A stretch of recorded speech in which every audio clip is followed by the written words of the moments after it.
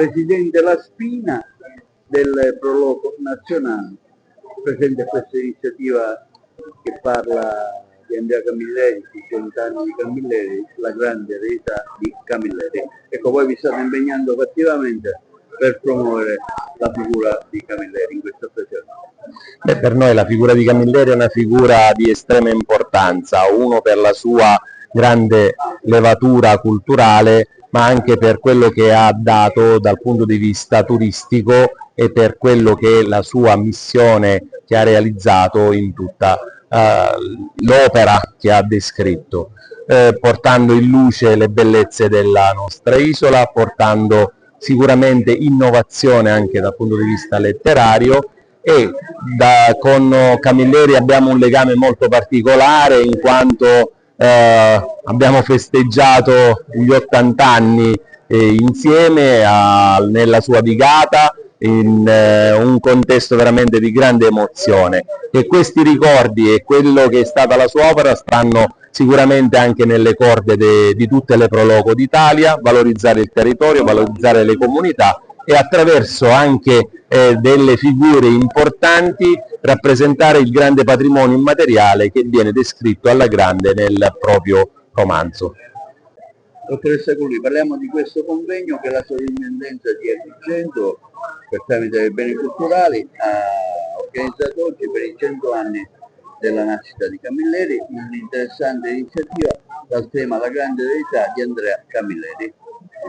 Sì, questo evento si inserisce nell'ambito delle celebrazioni per il centenario della nascita di Andrea Camilleri, promosso dall'assessorato regionale beni culturali, e quello di oggi fa seguito al primo evento che si è tenuto il 2, 4 e 6 settembre a cura del Dipartimento di Italianistica dell'Università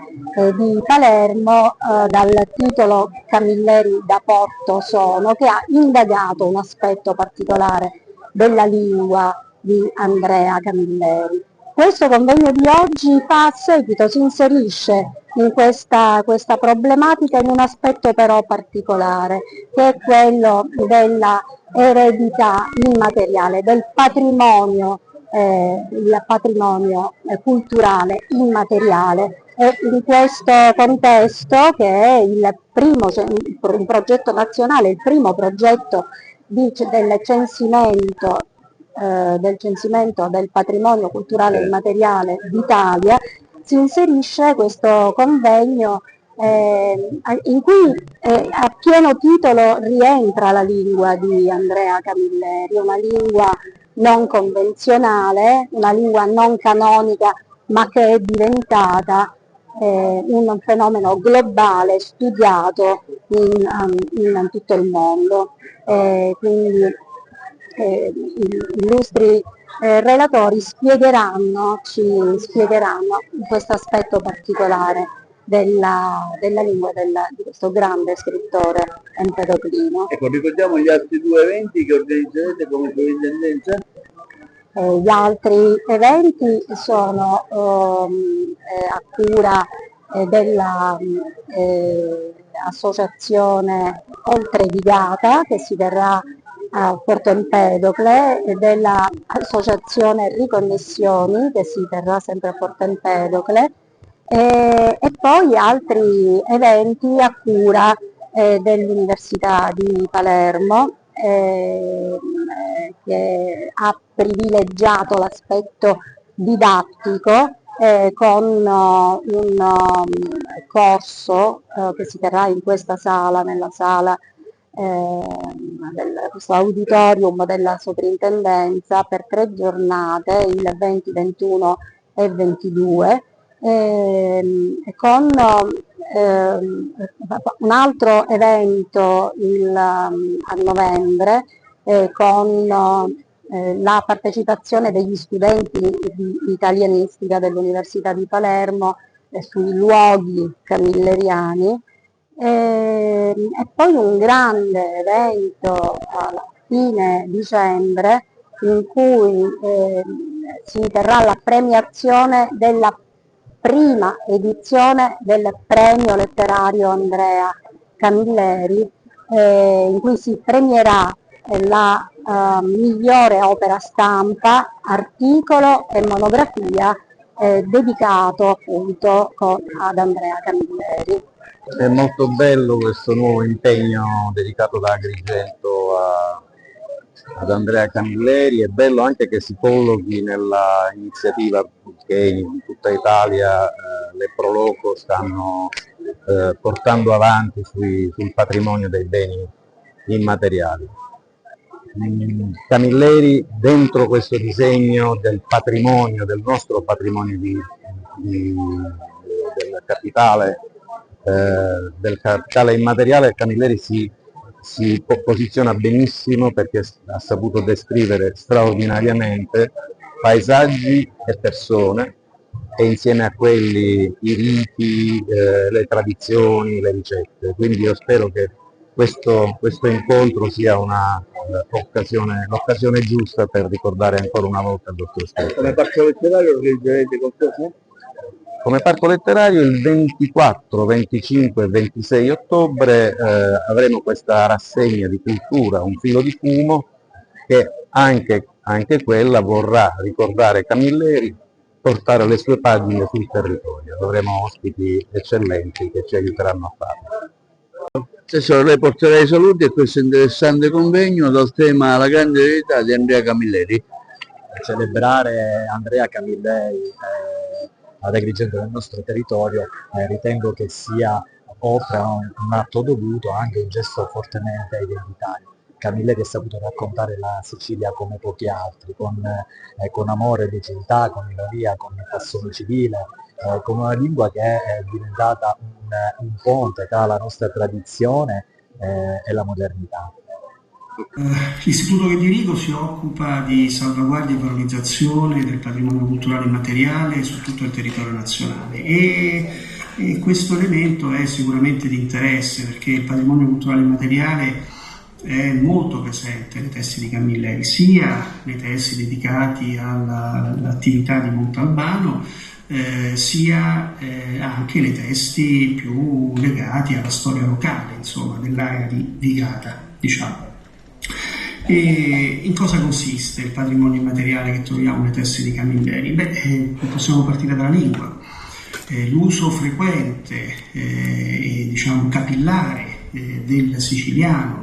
nei testi di Camilleri è un elemento sicuramente distintivo, rappresentativo dell'attività letteraria di Camilleri. Tra l'altro il siciliano è una lingua minoritaria riconosciuta dall'Unione Europea e questa presenza continua appunto nei testi di Camilleri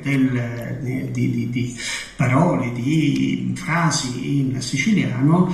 sono sicuramente un elemento interessante. Questa presenza è sicuramente un elemento interessante e appunto rappresentativo di quello che è il lavoro di letterato.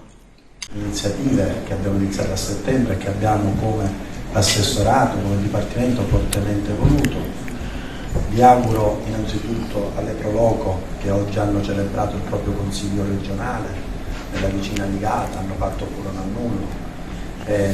di continuare, e questo è un sentimento che mi accomuna all'assessore Scarpinato,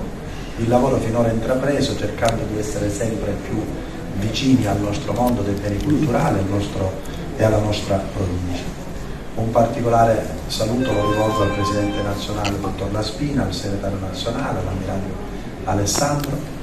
un particolare ringraziamento a nome dell'assessore VAR Soprintendente Vincenzo Rinaldi, a tutto il suo meraviglioso staff, non ultima la dottoressa Bulli, già citata in più occasioni per come si spendono i nostri dipendenti affinché queste attività in onore del centenario di Camilleri, seppur esulano da quelli che sono i compiti strettamente collegati alla valorizzazione e alla tutela dei beni culturali, cercano di dare il loro contributo, come dicevo poc'anzi alcuni, senza lesinare risorse di tempo, fisiche, anche al di là delle giornate lavorative vere e proprie. Quindi un particolare ringraziamento lo voglio fare a loro, lo voglio fare a Rinaldi, Spero che tutte queste iniziative che abbiamo calendarizzato riescano per il meglio, che siano degne di nota,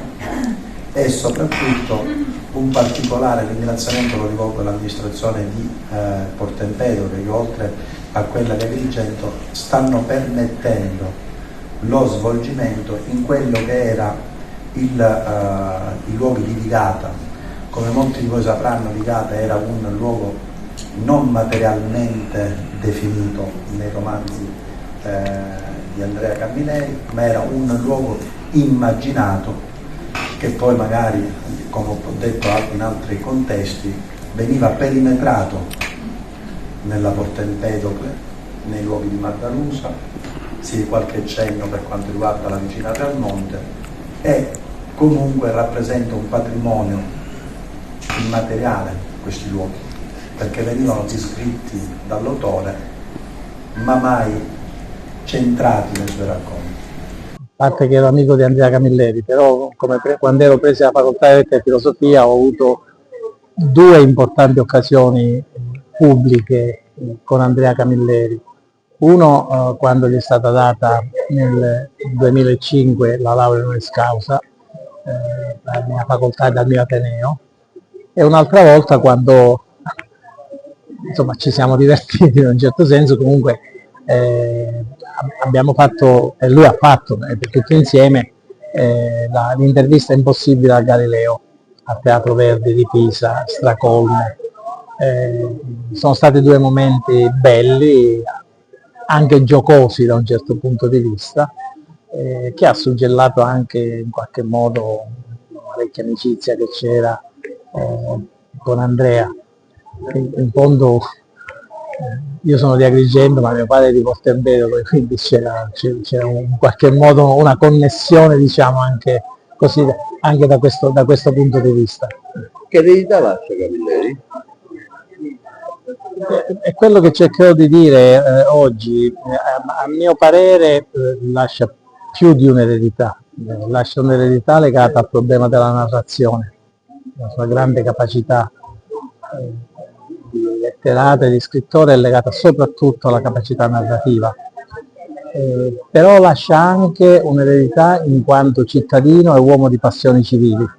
perché ha scritto e si è mosso, per esempio ha fatto la strage dimenticata, una cosa che riguarda proprio Porto Empedocle,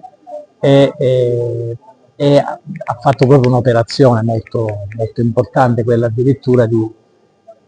scrivere l'elenco dei nomi e quindi di riportarli, che erano stati dimenticati, di coloro che sono stati massacrati. Quindi in Andrea Camilleri abbiamo due cose fondamentali: il grande scrittore ma anche l'uomo di passione civile.